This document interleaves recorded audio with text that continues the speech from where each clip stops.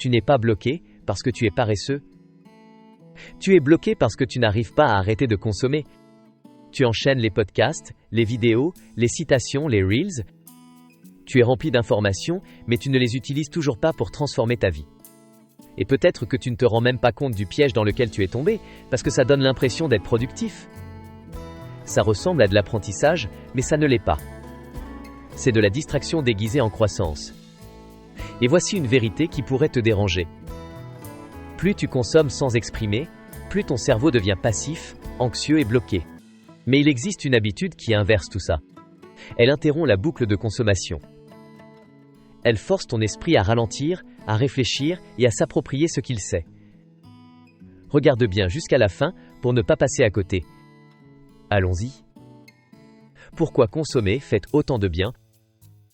Consommer fait du bien mais te laisse vide. Soyons honnêtes, ton cerveau adore consommer. Pourquoi?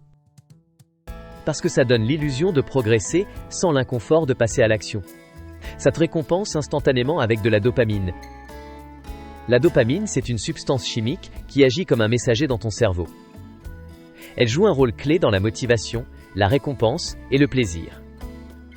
Quand tu fais quelque chose d'agréable, manger, faire défiler les réseaux sociaux, atteindre un objectif, ton cerveau libère de la dopamine. Et cette sensation agréable te pousse à reproduire ce comportement. Tu regardes une vidéo? Dopamine. Tu lis une citation? Dopamine. Tu entends une idée brillante? Dopamine. Mais dès que tu essayes d'utiliser cette information, la résistance commence. C'est flou, inconfortable, peu clair. Alors tu reviens à ce qui est facile, regarder, faire défiler, consommer. Et ce qui au départ était de l'apprentissage devient ta forme la plus subtile de procrastination. Tu ne fuis pas la croissance parce que tu es fainéant. Tu la fuis parce que la croissance implique de l'inconfort et la consommation non. Mais il existe une habitude qui brise cette boucle. Une habitude qui t'oblige à réfléchir, appliquer et agir. C'est ce qu'on appelle « Qu'est-ce que l'expression réfléchie ?»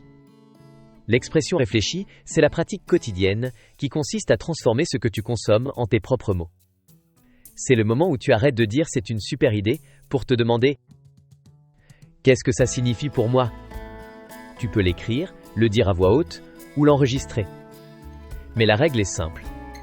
Ne passe pas à autre chose tant que tu n'as pas exprimé ce que ce contenu représente pour toi.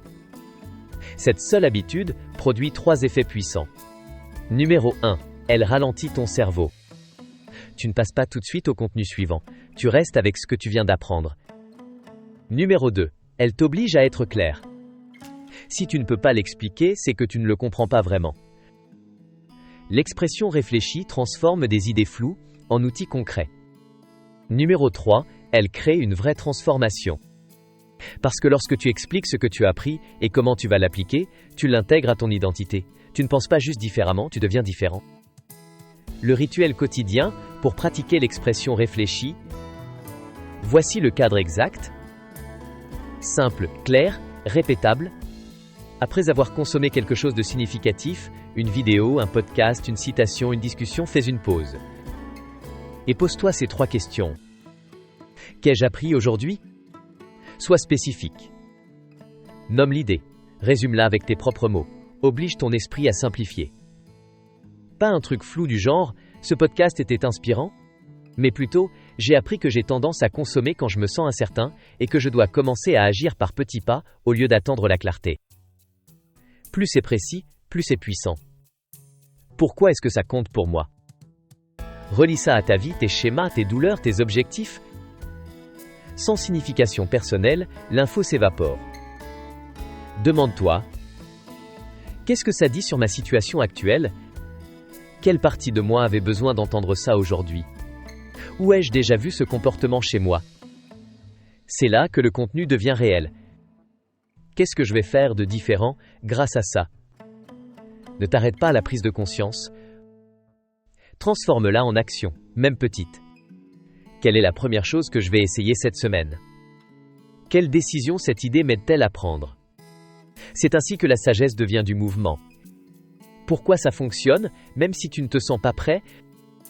Au début, cette habitude peut te sembler lente, inutile, bizarre. Tu pourrais penser: pourquoi j'écris sur un podcast? Pourquoi je parle à moi-même d'une citation? Mais voici le point essentiel. Ton cerveau ne grandit pas quand il entend quelque chose, il grandit quand il lutte pour l'exprimer. Et cette lutte, c'est la reprogrammation. C'est la croissance. C'est le passage du consommateur passif au créateur conscient.